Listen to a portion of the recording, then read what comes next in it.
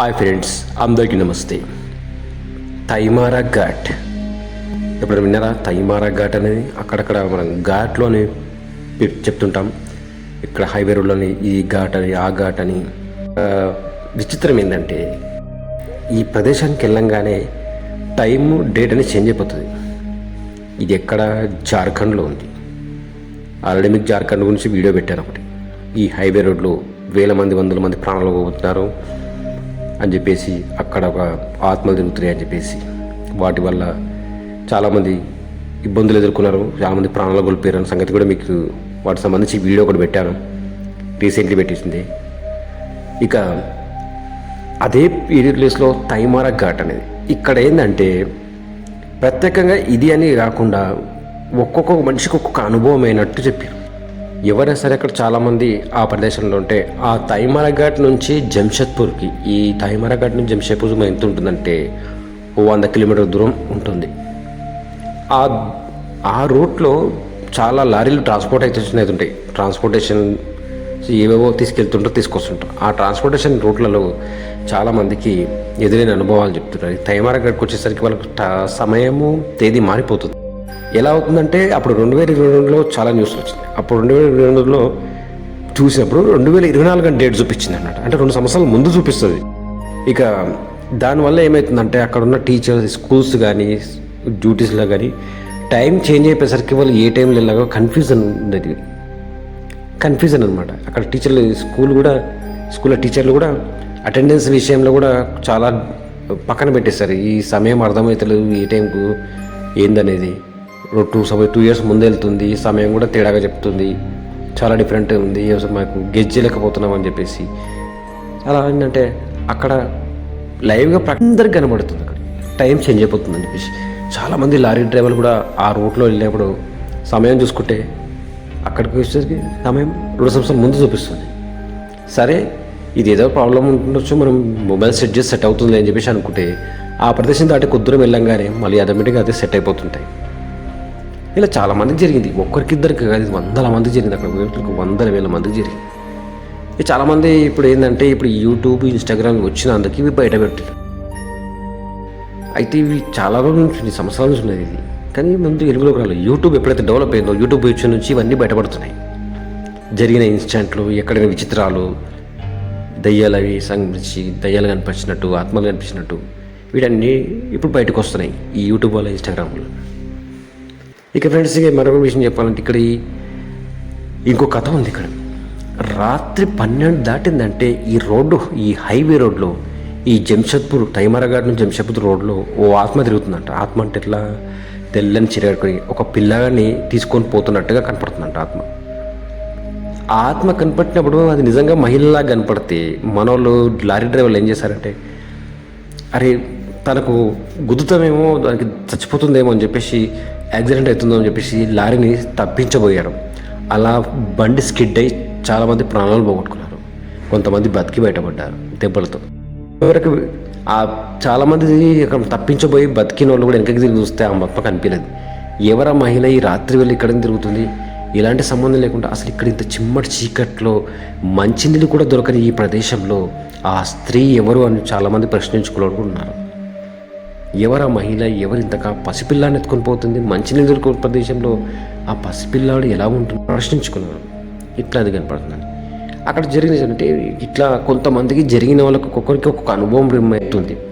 అయితే ఇట్లా జరగద్దని ఏం చేశారంటే అక్కడ ఒకవైపు కాళికాదేవి, ఒకవైపు ఆంజనేయ స్వామి గుడి కట్టారు. అక్కడ ఒకవైపు కాళికాదేవి, ఆంజనేయ స్వామి గుడి కట్టారు. అలా వస్తూ పోతున్న వాళ్ళు అక్కడ నుంచి దండం పెట్టడము, నాణ్యాలు ఆ గుడివైపు విసరడము, మొక్కి దండం పెట్టుకొని క్షేమంగా వెళ్ళాలని, క్షేమంగా రావాలని మొక్కేవాళ్ళు. లాభంగా రాకనే పర్లేదు, క్షేమంగా వెళ్ళి క్షేమంగా రావాలని చెప్పేసి మొక్కేవాళ్ళు.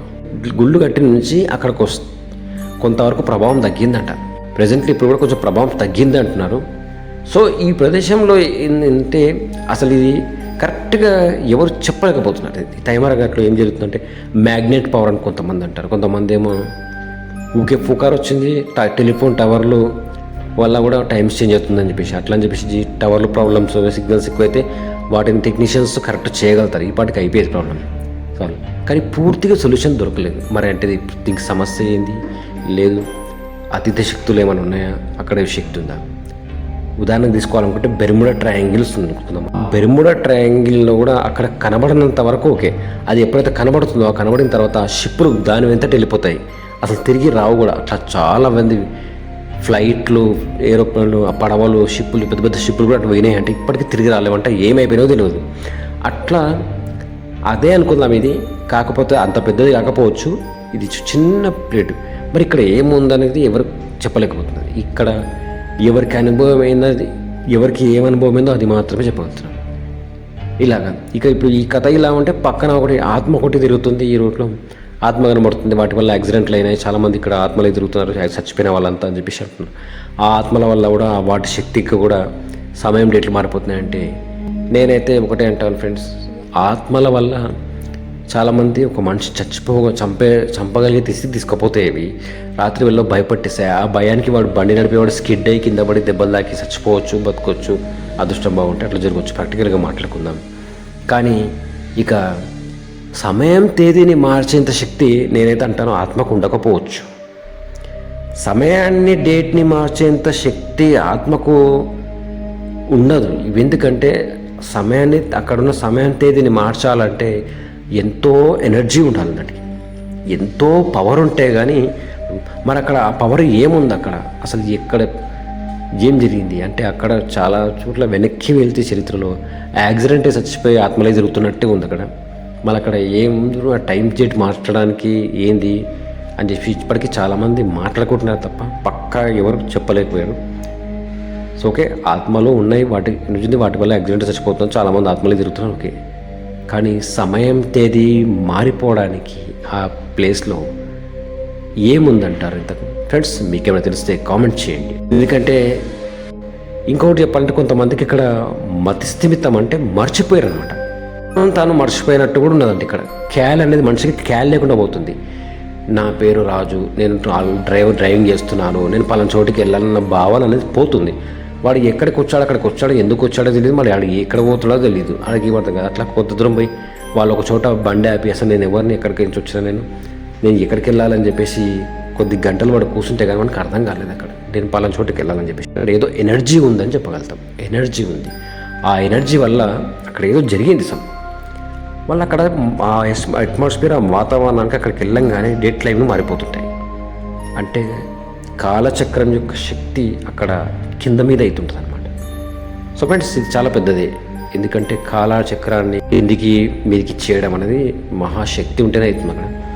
మరి సో ఫ్రెండ్స్ ఇది మనం టైం ట్రావెల్ అనుకుందాం. మన ఆదిత్య 369 సినిమా చూశారు కదా, అలాగా వెళ్తే 1995కి వెళ్ళడము, 1950కి వెళ్ళిపోవడము, 1850కి వెళ్ళిపోవడము, అట్లా 100-200 సంవత్సరాలు వెనక్కి వెళ్ళిపోవడం, 500 సంవత్సరాలు వెనక్కి వెళ్ళిపోవడం అట్లా ఉంటుంది. సో అలాంటి కథ కూడా అది కూడా దగ్గరికి దీనికి తగులుతుంది. ఎందుకంటే ఇది 2 సంవత్సరాలు ముందు వెళ్ళిపోతుందంటే ఇది కూడా ఒక ఆదిత్య 369 అని అనుకోవచ్చు. సో ఈ తైమర ఘాట్ అనేది ప్రత్యేకంగా సమయం తేదీని మార్చుతుంది. ఈ ప్రదేశం ఇక్కడికి వెళ్తే సమయం తేదీని మారిపోతాయి. ఇక్కడ మరొకటి కూడా ఉంది వింత, వెహికల్స్ నించున్న వెహికల్స్ రివర్స్లో వెళ్తుంటాయంట. లారీ అక్కడ ఆపుతారు కదా, ఆపినప్పుడు అవి రివర్స్లో వెళ్తుంటాయంట. ఎందుకు వెళ్తాయో తెలియదు. ఆపినాక కూడా, లారీ ఆఫ్ చేసినాక కూడా, బ్రేక్ వేసి పెట్టినాక కూడా రివర్స్లో వెళ్తాయంట. మళ్ళీ ఆ రివర్స్ వెళ్ళడం ఏందో అర్థం కాదు. అంటే ఇక్కడ ఒక ఎనర్జీ ఉంది, ఏదో ఎనర్జీ, దానివల్ల ఇవన్నీ జరుగుతున్నాయని అర్థం. అది సో ఫ్రెండ్స్ ఇది మన తైమర ఘాట్లో జరుగుతున్న వింత విశేషాలు. మరి మీకేమైనా తెలిస్తే కామెంట్ చేయండి. మరొక జరిగిన సంఘటనతో మేము ముందుంటాను. అంతవరకు సెలవు ఫ్రెండ్స్, నమస్తే, బాయ్.